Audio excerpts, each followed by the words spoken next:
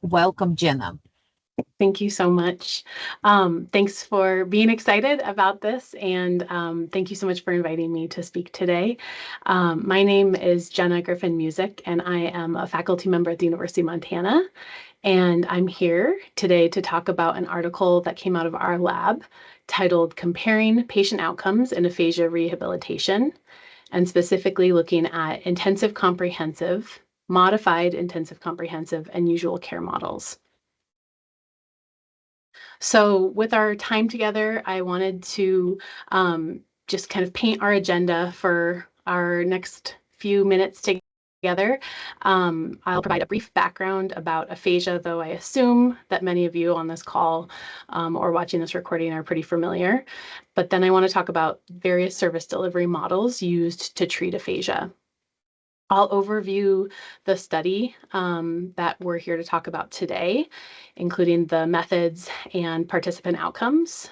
And then moving into discussion, we'll talk about the study's limitations, the clinical implications, and the future directions and steps. And then I'm hoping that we can save some time at the end for discussion and questions. If at any point you can't hear me or I lose my video, please someone pop on and let me know because I am not as familiar with Teams. Okay, so just a little bit of a background of who I am. When I finished my master's degree, I worked for several years as a hospital-based speech-language pathologist, working across outpatient, inpatient, rehab, and acute care settings.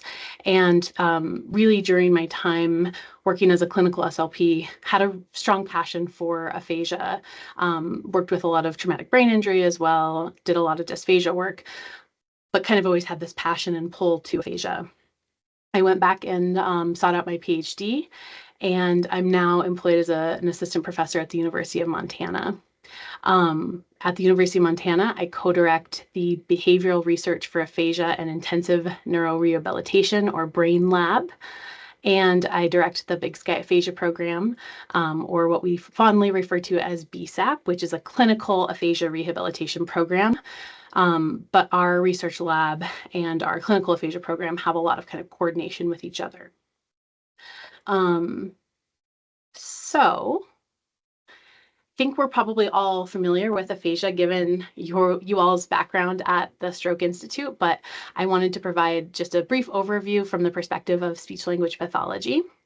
So aphasia, as you probably know, is a language disorder that may impact any or all language modalities. So we can see speaking, listening, reading, and or writing. And aphasia is typically chronic, which means it persists in some capacity for the rest of the individual's life. So we see that somewhere between 30 and 40% of stroke survivors, which reflects over 2 million Americans, live with aphasia. And there's a cascade of negative implications of living with aphasia. So we know that chronic aphasia negatively impacts functional communication, it negatively impacts communicative participation, as well as psychosocial well-being.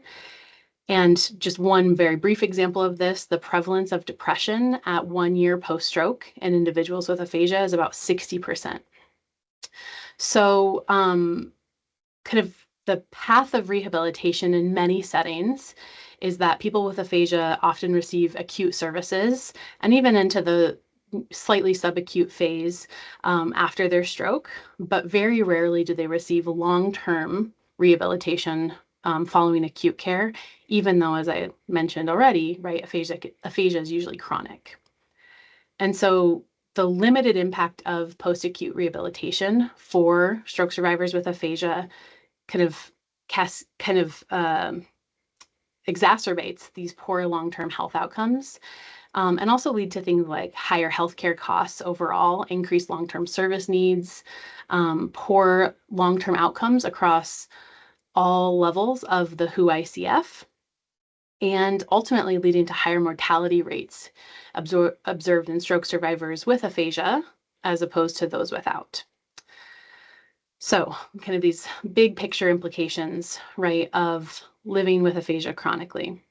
And because of these decreased long-term outcomes, as well as limited treatment options that we're going to discuss today, we need innovative rehabilitation models that maximize patient outcomes across all levels of the WHO ICF.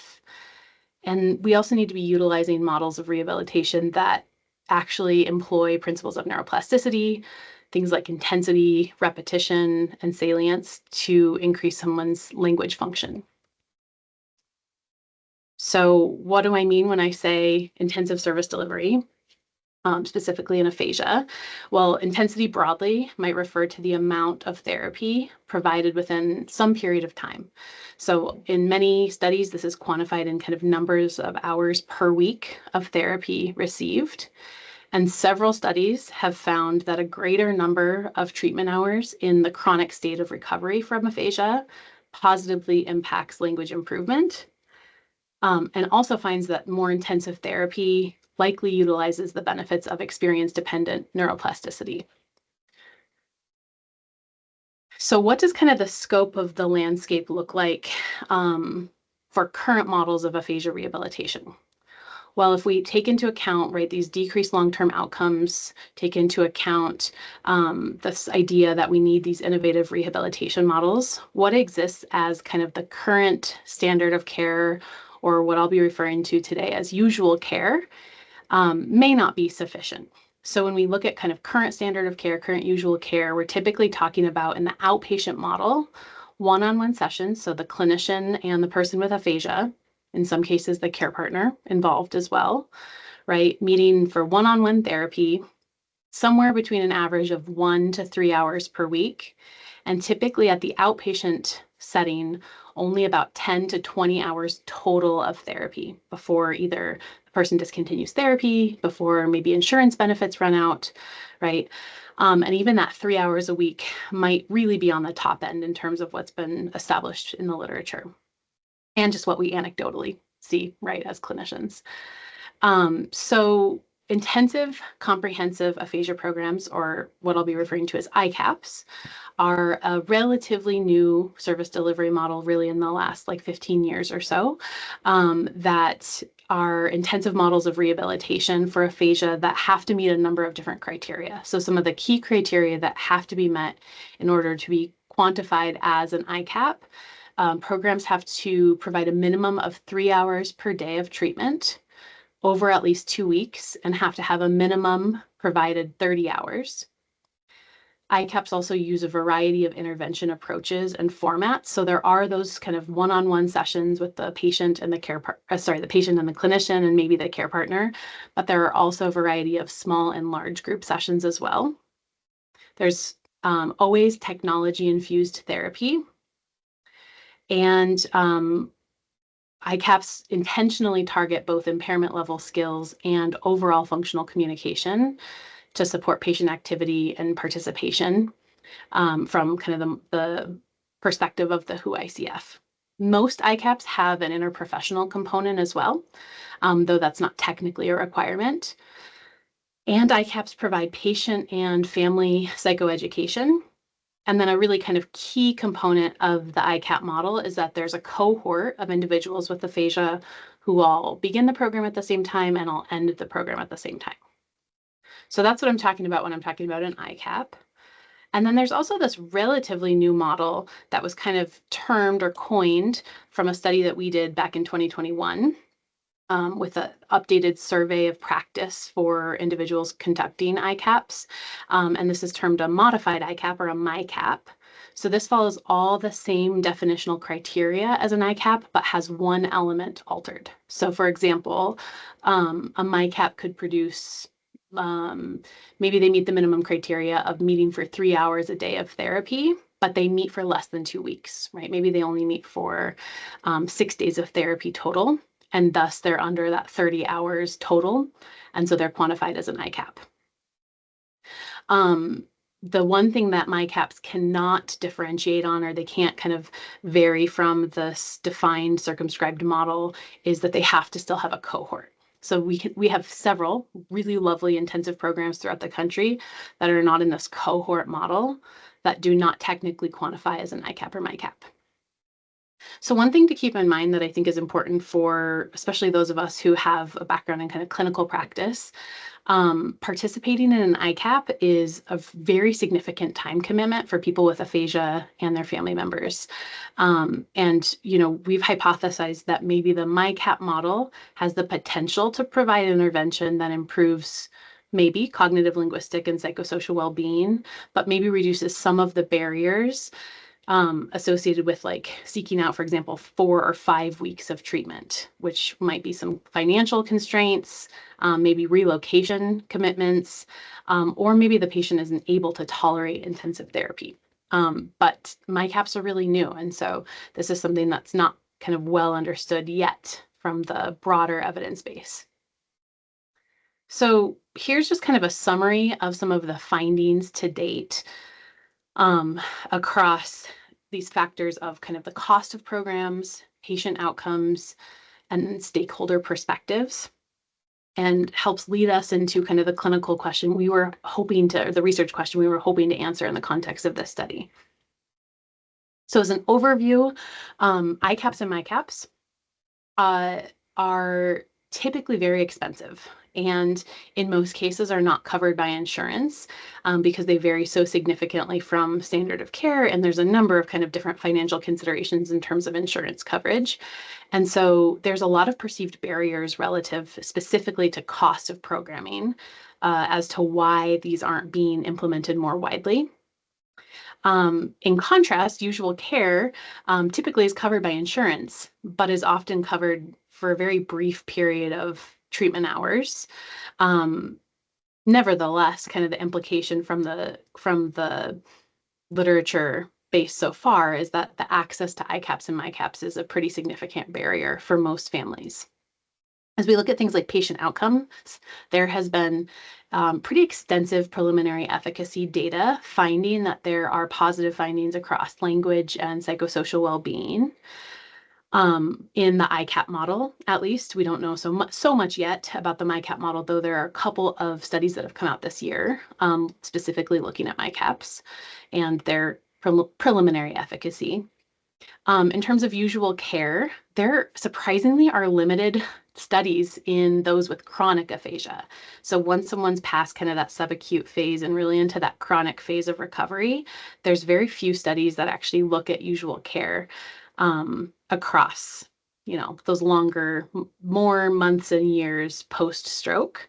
But the studies that have been done have found very limited improvements across both language and psychosocial well-being. And so from the limited literature base we have, we see that the ICAP model appears to be superior for patient outcomes. But again, pretty limited access to what we have seen been published so far. And then when we look at stakeholder perspectives, so those could be, clinicians implementing this therapy, of course, patients experiencing therapy, care partners, in many cases, students.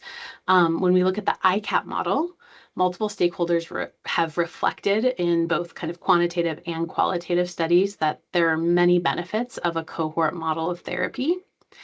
Whereas when we look at studies of stakeholders in usual care, we see a lot of dissatisfaction, specifically with the amount of therapy provided and the limited improvements seen from the perspective of patients, care partners, clinicians, and students.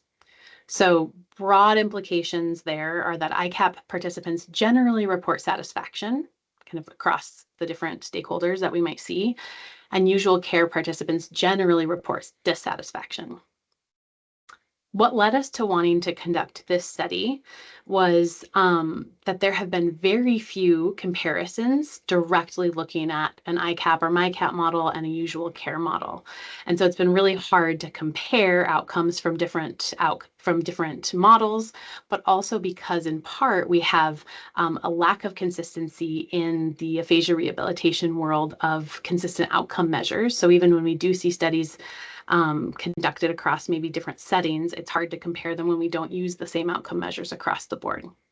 While we were doing this study, our colleagues in Australia, Worrell and colleagues, were also doing a program looking at a MyCAP and a usual care condition as part of a larger trial in folks a little bit earlier post-onset. So now there's been a couple studies kind of put out in this area, which is really great that it's adding to the literature base from my perspective. So kind of leading us into the study that we'll be talking about today. So when we look at usual care, we know for a variety of reasons I've discussed, and maybe you guys have more perspectives from your clinical expertise as well, that usual care for aphasia rehabilitation and speech-language pathology does not appear to effectively address holistic recovery. And so, as such, innovative service delivery models for people with aphasia that apply the WHO ICF and principles of neuroplasticity are needed.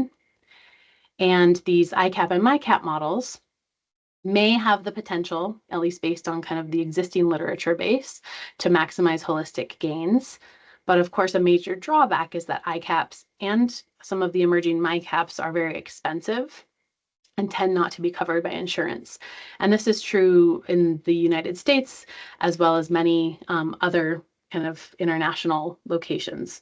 I'll talk later, maybe at the end during Q&A, about some of our international collaborators and some of their experiences.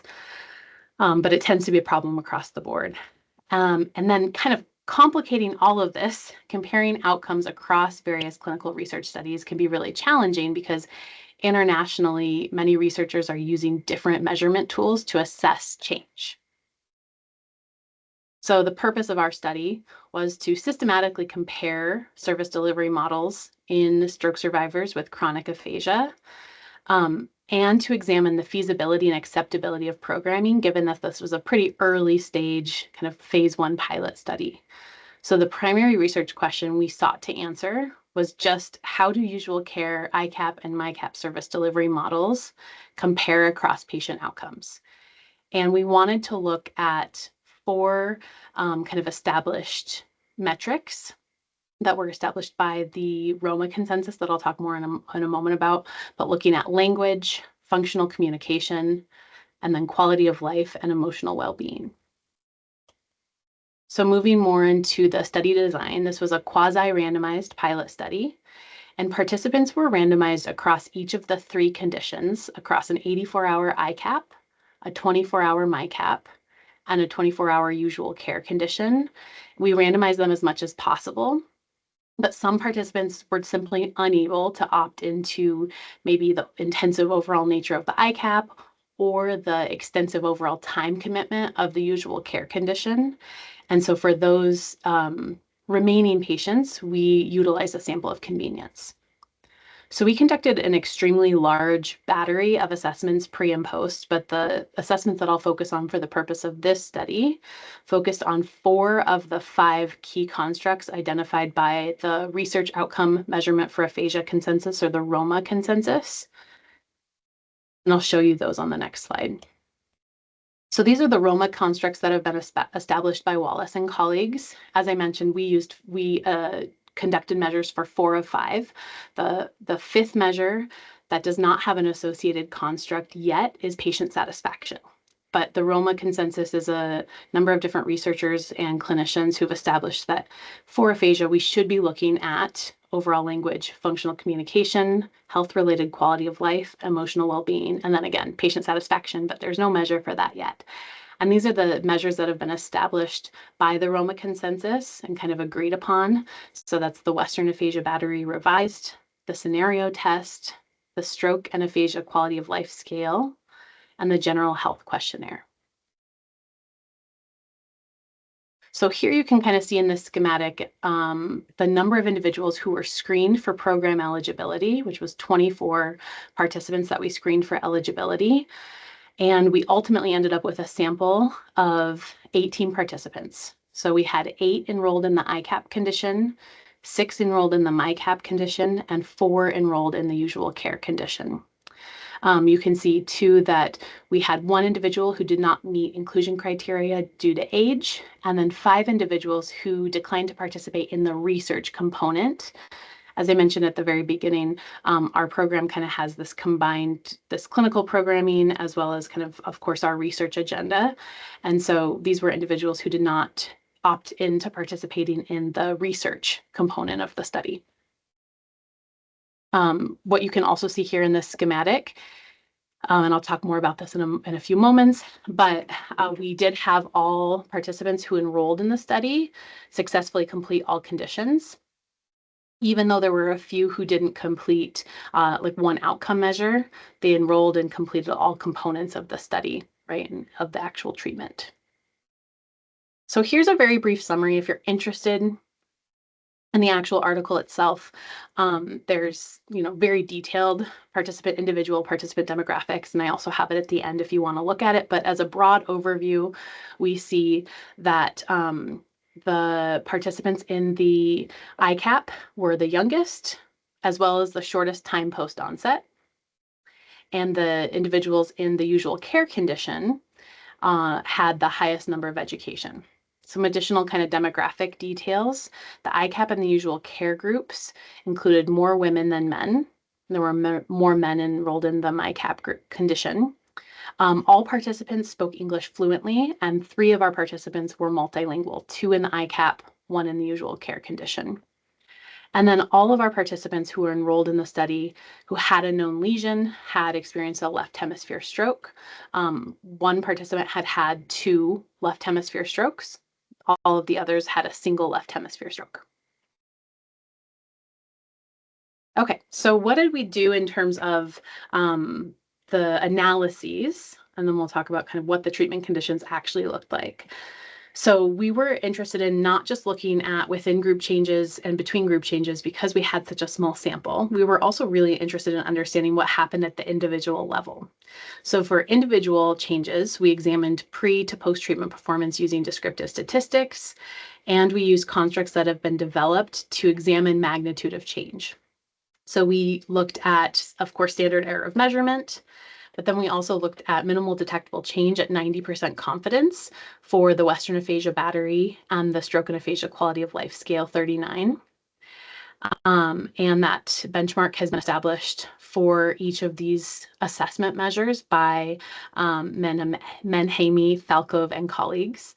And then we also looked at the smallest detectable change score as established by Ono and colleagues in 2017 for the GHQ-12, for the measure of well-being. Just so you all know, a similar metric like MDC-90 or SDC has not been established for the scenario test. Then looking at within group changes and between group changes. For within group changes, we used paired samples, 2-tailed t-tests, and then of course Cohen's d-effect sizes to look at kind of magnitude of change. And then we analyzed between group differences using an ANOVA when ANOVA assumptions were met, and then a non-parametric version of ANOVA, the Kruskal-Wallis test, when ANOVA assumptions were not met because of lack of normal distribution. So here's an overview of the intensity parameters offered in each of the 3 conditions. So the ICAP met for 4 weeks, 4 days per week, for 5 to 6 hours per day, receiving a total of 84 treatment hours. You can kind of see the distribution of different types of sessions as well. The modified ICAP group met for 2 weeks, 3 days per week, and 4 hours per day for a total of 24 hours. So the variation for our MyCap was on intensity, right? We met for less than 30 hours total. And then finally, the usual care group met for 8 weeks, 3 days per week for 1 hour per day. And they also had a total summary of SLP intervention of 24 hours. But as you can see here, right, they did not receive any small or large group sessions because they were not in this cohort model. So here's just an overview of each of the conditions and kind of how they ran and where they overlapped. I always think it's kind of interesting to think about how people are running this.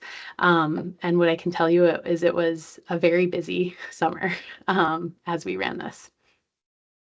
But I also thought it might be helpful for you all to see a kind of cohesive visual example of what a weekly schedule might look like for each of our participants across the 3 conditions. So what you can see here is in the black font, kind of all of the portions that were officially affiliated with the ICAP.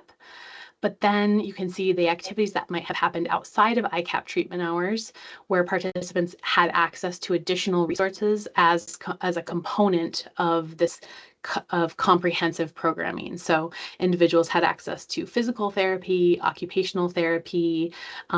They had access to augmentative and alternative communication consults, And then because they were part of a cohort, something we didn't necessarily expect or plan for, but something they ended up doing is that they had initiated outings with each other without their clinicians. So that's all the orange font that you see. And I'll give you just a second to kind of look at that and look at the structure where you kind of see the similar schedule across Tuesdays, Thursdays, and Fridays. And then what we consider kind of our wacky Wednesday schedule, where we have a lot more group work. And the day culminates in an outing, which we call community engagement activity, to, try to utilize language in a more realistic context, a more kind of life participation-based context. So this is an ICAP example participant. This next visual is a MyCap weekly schedule example participant. Same thing here, where all of the black font is kind of the formal components of the modified ICAP. The orange font is things that maybe people scheduled outside of the ICAP hours, but were still kind of cohesive part of the program. And the usual care model, which I believe kind of speaks for itself, right? The participants in the usual care model attended 3 individual 1-hour sessions per week, but didn't have the added benefit of a cohort or any of the interprofessional opportunities, or really any other interactions with other participants other than maybe seeing each other in the waiting room and having a brief visit.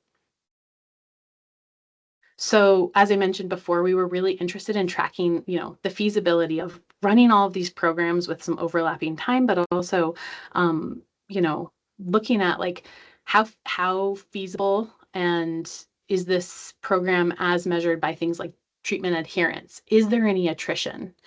What we saw is that all of the enrolled 18 participants did complete their respective program. And something we were maybe not anticipating is that the ICAP participants proportionally attended the most scheduled minutes. So you can see across this table here, kind of the total scheduled minutes that we had for each of the 3 conditions. The mean, right, the average attended minutes across participants, whether that was 8, 6, or 4 participants, the standard deviation across participants, which was obviously pretty large, and then the range of minutes attended. We also tracked, as part of this research protocol, treatment fidelity in a lot of detail at both the individual and group level. I'm not going to talk about that in the context of this presentation, but I'm very happy if anyone wants to chat about it afterwards. I'm happy to answer questions. We do have another publication put out in Aphasiology that goes into some of this detail, looking at treatment intensity kind of under the microscope with a lot more depth. And we'll have a couple more pubs coming soon that detail some of this treatment fidelity information. Okay, so looking at the individual participant comparisons before we look at kind of within group and between group differences. So first looking at the Western Aphasia battery, and it's a little distorted on my end, so I apologize. It looked good before this presentation, but so all participants did complete the Western Aphasia battery, which is the Roma construct of language, overall language, prior to and following intervention. Of this, 11 of 18 participants demonstrated change of at least the standard error of measurement cutoff score, which is plus or minus 3.56 points. And then 4 of 18 demonstrated change above the minimally detectable change with 90% confidence score, which indicates, right, as you may have read in the paper, right, that we can anticipate that change really did occur. And you can see that of these 4 participants, 3 were ICAP participants and 1 was a modified ICAP participant. That's that little line here. Okay.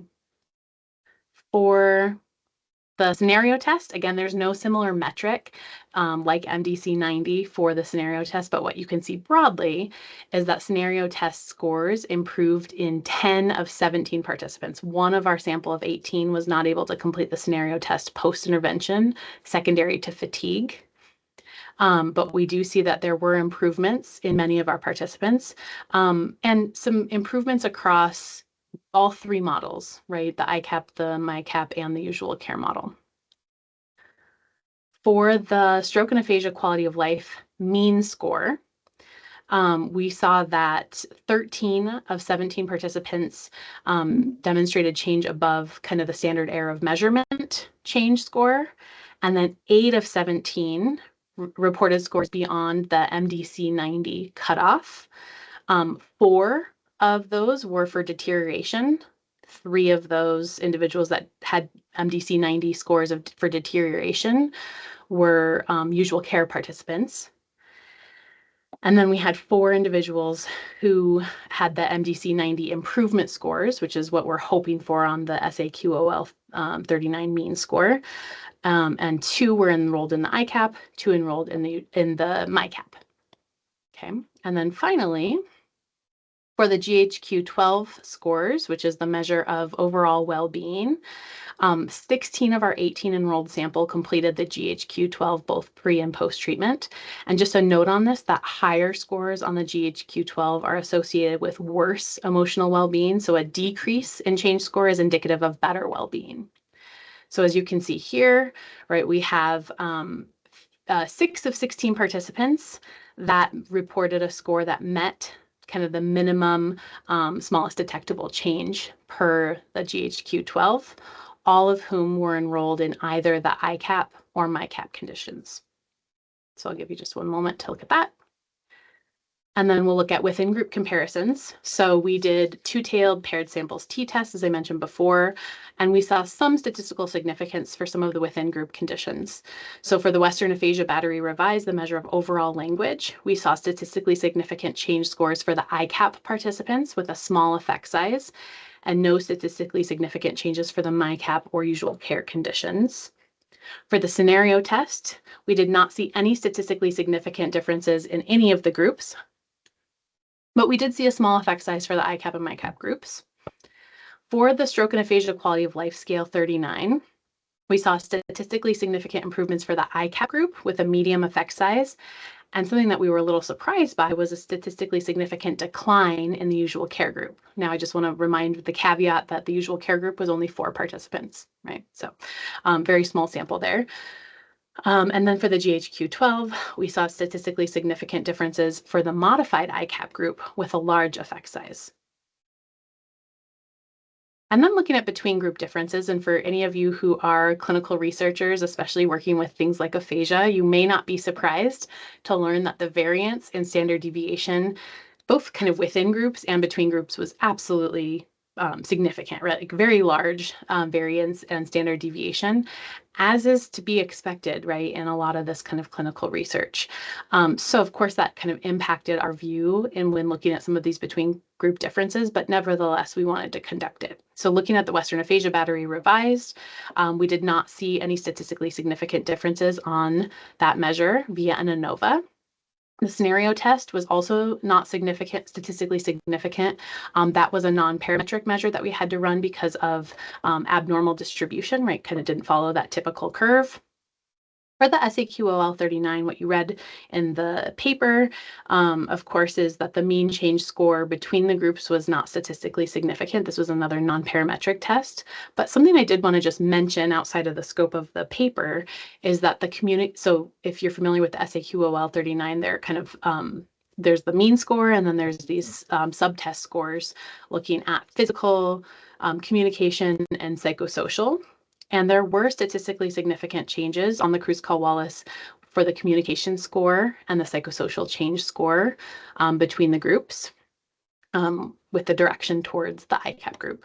But again, kind of that mean score didn't have any statistical significance. And then for the GHQ-12, same thing, no statistically significant differences when we ran the ANOVA.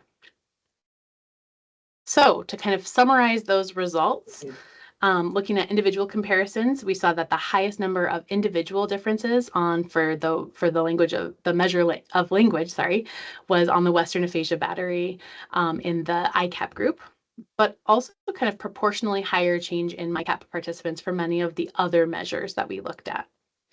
When we look at within group comparisons, we see statistically significant improvements seen in some of the measures for the ICAP and MyCap groups. And then the between group comparisons, really no major statistically significant differences via either the ANOVA or Kruskal-Wallis tests. So thinking about kind of the limitations of the study, of course, there were many. A huge limitation of this study is that we had a very small sample with all participants not consenting to the research and having quasi-randomization. So because about 2/3 of our sample was quasi-randomized, while the remaining 1/3 was a sample of convenience. Certainly that's a methodological constraint. We also had unbalanced groups, so 8 enrolled in the ICAP, 6 in the MyCap, and 4 in the usual care condition, which made some of our statistical analyses options more limited. And something we were not necessarily anticipating is that we did have some recruitment issues for the usual care group. So I'm in Montana. We were running the study in Montana in the summer, which is a really beautiful place to be.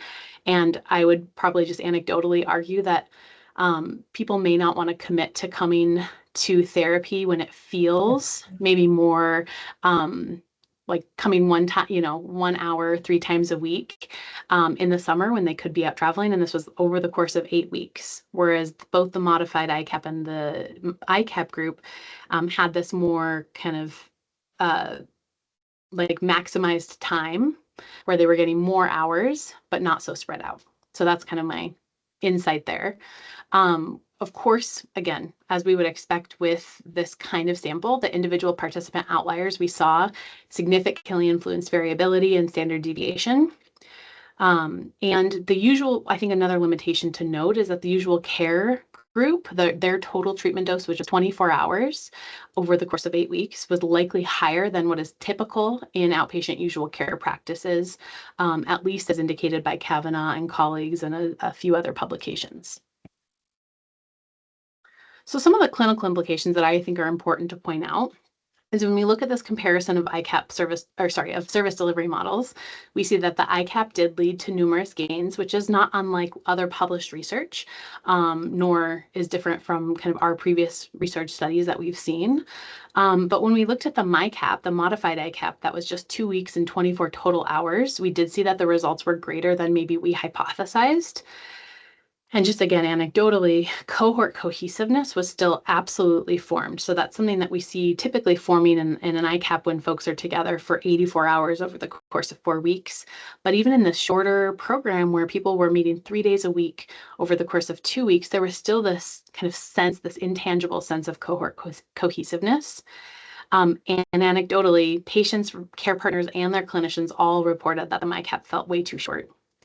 And then kind of looking at the usual care model, we had minimal positive results. But something else I wanted to note is that there are also differences. Again, because it was only quasi-randomized, we were able to see kind of the members of the sample who opted into a specific treatment condition, who said, I'm only available for the ICAP condition, or I'm only available for the usual care condition. And what we saw for those sample of convenience individuals was that the ICAP group was younger and more severe. The MyCap group in general, the MyCap group was generally less severe. And you can see that kind of echoed here in this summary table. And then that the usual care group was older and tended to have a longer time post-onset. So just to kind of wrap up, so this phase 1 pilot study provides evidence of feasibility and acceptability, right? Looking at treatment adherence, lack of attrition, and then kind of looks at that preliminary efficacy, comparing with a direct comparison within the same program, ICAP, MyCap, and usual care models. Some of our future directions that come from this study are definitely to conduct a multi-site study with the aim of getting a much larger sample, because for those who are familiar, of course, with clinical programming, we see that it can be really hard to recruit a very large sample when you have the constraints of a clinical program. We, of course, want to get that larger sample, but also a sample that's a little more distributed in terms of age and time post-onset. We also are really interested and are currently exploring some long-term outcome evaluations. So as you saw here, we were just simply looking at pre and post program, but didn't do any sort of follow-up. Happy to talk about what that looks like next. But right now we're doing a study that looks at pre and post, and then 3, 6, and 9 months following program participation. And then, with a larger sample, with hopefully a multi-site study, it also allows for us to do some more interesting evaluations and analyses, looking at something, for example, like multiple regression analysis, where we're able to look at just the intensity component of a program, or just the, controlling for everything except age component of a program. But in broad, kind of broad summary, this phase 1 pilot study does provide efficacy data for the ICAP and MyCap models. And I think, to me, really underscores the need for individualized, holistic, and possibly intensive intervention when people can tolerate it. So happy to talk more, but I just want to thank you for your time and share a photo that our participants gave permission to share, and just a really poignant quote that was on my mind from one of our participants from that summer, which is, "It's hard, it gets better."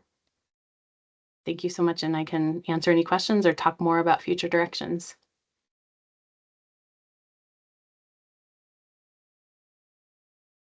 Jenna, thank you so much. I'm Sean Savitz. I run our institute, and just really enjoyed your talk. Thank you, Sean. It takes a lot of courage and a lot of expertise.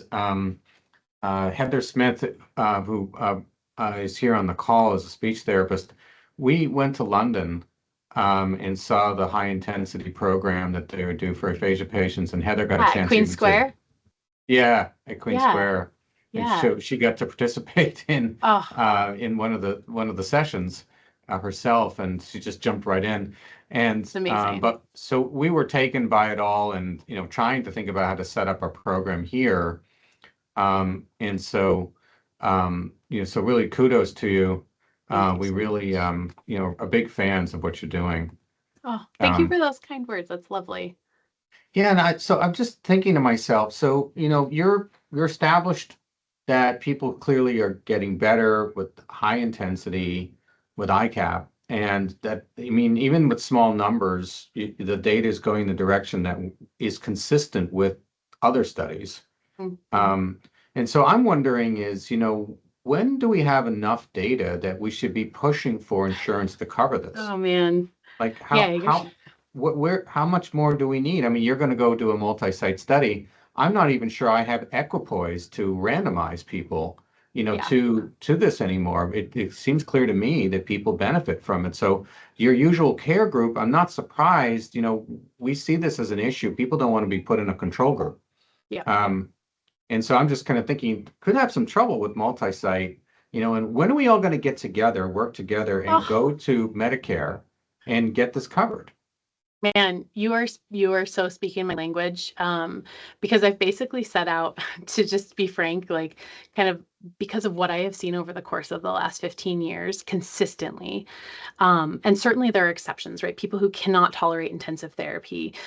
We see people who don't have the medical stability and who have really intense and substantial fatigue. But when I look at kind of the pattern of the probably 120 participants I've run through ICAPS, if not more, I see that pattern incredibly consistently. And I think you're exactly right. This is kind of my lifelong, what I see, at least as of now, is kind of my career goal, is to get this adequately covered by insurance.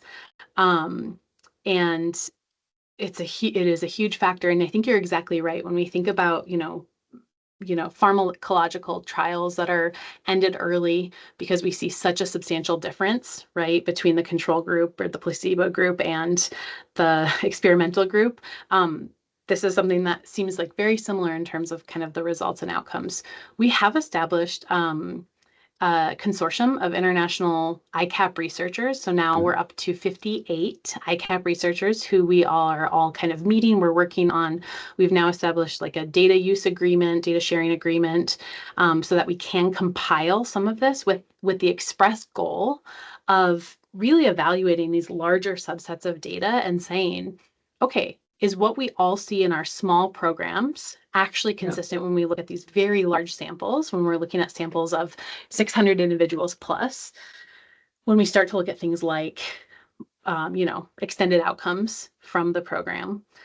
And I think that's kind of the direction we're going.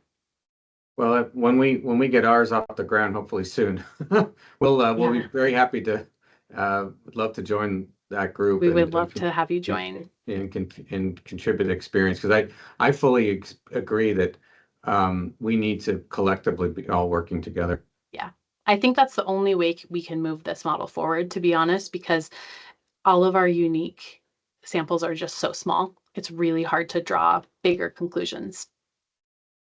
I think there's a question, Danelle, who's a speech therapist as well. She's got a question. Oh, hi. Hello. Actually, I have a few, but I'll start.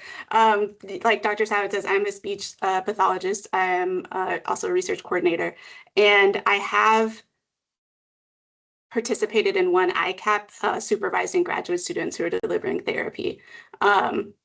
And so I have a couple of questions that are kind of specific to the study. Sure. My first is, if you had any idea about the participants' history with speech therapy prior to beginning the ICAP, I'd be really interested to know about that.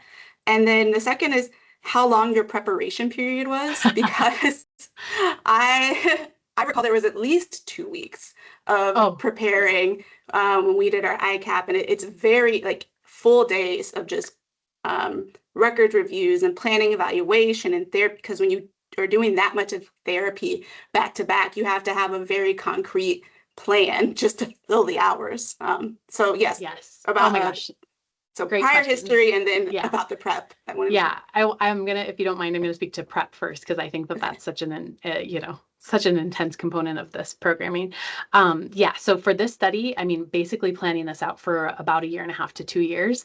Full disclosure, this was also my dissertation, and so a portion of this, was my dissertation. We also collected all of the treatment fidelity data as well, but many months go into planning this. But because we run the clinical program every year, I also kind of have the insight there, in that like as we're getting ready to run our program that will start in June this year, we've been meeting, my colleague and I who co-direct the program, we meet weekly. We have planning. Last week we had what we call our Cry Day, where we look at all of the applications for the program, and consistently we have far more applicants than spots to accept. This year we had 32 applicants for 8 spots, which is a really challenging day.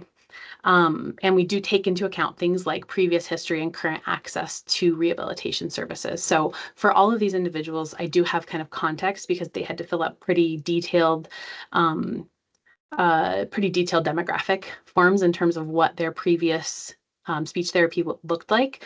The context that I can tell you just off the top of my head, without like going back to look it up, is that many of these individuals had received services for a period of time. We're often paying out of pocket now for therapy once or maybe twice a week. Most of them were getting services prior to coming to the ICAP, MyCAP, or the usual care condition, but it was typically not covered by insurance anymore at this point due to chronicity. And we had in our program across kind of the 3 conditions, I think we had 5 participants within the sample who had participated in an ICAP before. Okay. I don't know if that's helpful, or if there's other things. No, that is really helpful. And I guess I'll just keep it down to one more question, because we're running out of time. But actually, given that you said you've had, I think, 1 or 2 participants who had participated in ICAP before, I'm wondering if you know of any support or evidence for the frequency of ICAP participation. Yeah, so, great question.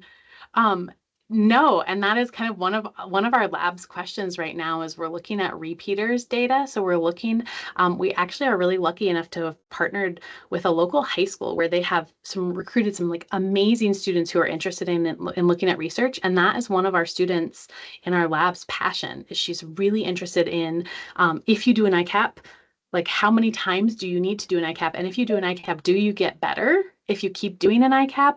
And so what we've looked at, just from her very preliminary data, right, it's all retrospective, but she has found that our participants kind of tend to have this improvement from pre to post, this little bit of setback over the course of the year, but not down to kind of where their baseline was. And then as they repeat the program, they increase again. And what we've seen for the repeaters we've run, that whether they've done our ICAP or a different ICAP, that they do have improvements that seem to kind of gradually improve each year when we look at despite kind of those setbacks. The last thing I just wanted to add, because it just made me think of, there's a really great article that was recently published by Sharp and colleagues about the kind of sustainability of these ICAP programs. And like you were saying from your personal clinical experience, like how intensive it is to prepare for one of these programs. And they were doing kind of interviews, and that was one of the things they had found, was that you absolutely have to have incredibly dedicated leadership. Thank you so much for your presentation, answering those questions. I really got a lot of, appreciate Thanks it. for asking them. I see another hand raised. Naveen, do you want to go? Yes, how are you, Sean? Good to see you. We're going to talk to you. Thank you for this very interesting presentation. Well, I'm a neurologist from Egypt, and we have a problem with aphasia that most of the patients receive the conventional therapy, and actually I rarely observe any substantial improvement in these patients. Yeah. So from your experience with the ICAP group, the improvement that you see on the scales on the aphasia battery, does this translate into their daily activities and communication with people in real life? Yeah, really good question, because I think, my heart is as a clinician. And so I think it's fantastic if we see people make an improvement on a language battery. And that's really not all that important when it comes down to, are there actual positive changes in someone's daily life, which is why I appreciate looking at it from this view of kind of the WHO ICF model. And what I can kind of tell you is when we're seeing these improvements happening, not just on language batteries, but across things like functional communication, across quality of life, across, perceived psychosocial well-being, I do think it's making a difference in their life. As part of the long-term outcome study that we're working on, that we're conducting right now, there's a huge qualitative component where we're trying to determine exactly that. So, various questions using semi-structured interviews that are kind of all aphasia friendly and supported, to say things like, yes, you may have made these improvements in the program, but more importantly, is anything happening different at home? And what we've heard now across 10 years, anecdotally, is that yes, things are happening, things are changing, but we've never actually had a systematic way, at least in our program, to follow up with individuals until now. So I think so, yes. And again, I think not for everybody. I think it really, for me, probably seems to depend a lot on familial support at home, kind of what life looks like when you return back home. As part of our ICAP and MyCAP program, or really all of our programming, what we try to do at discharge when the program ends is to send them home with a very detailed and very kind of comprehensive home program, because some of them are going to go back and receive usual care services. They're going to go 1 or 2 times a week. Some of them are going back to receiving no services. And so thinking about things that can keep them going, but also thinking about teaching them while they're here good communication strategies that they can use in the environment, trying to infuse them. I didn't get a chance to explain in too much detail some of our community engagement outings, but having them actually really work on language in functional contexts. I hope that answered your question, Naveen. Thank you. Yes, thank you very much. Thank you. Any other questions I can answer?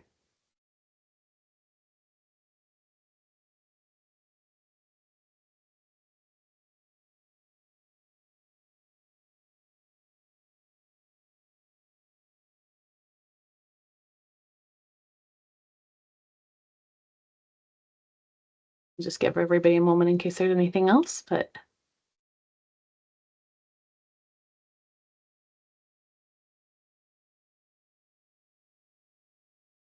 I don't think I see anything in the chat.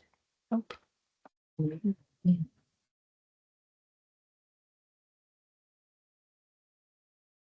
Okay, I think hopefully everyone got their questions answered. I'm always happy. You can send me an email. I'm sorry, I apologize. I didn't put my email address on this last slide, but I'm happy to send it on. So if there's other questions that come up, I'm very happy to answer them via email, or talk more for those of you who are thinking about maybe implementing this intensive model.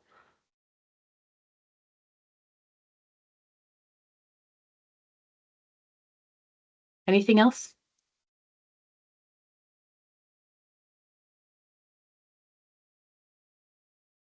Okay. Thank Thanks. you. Thanks, everybody. Thank you.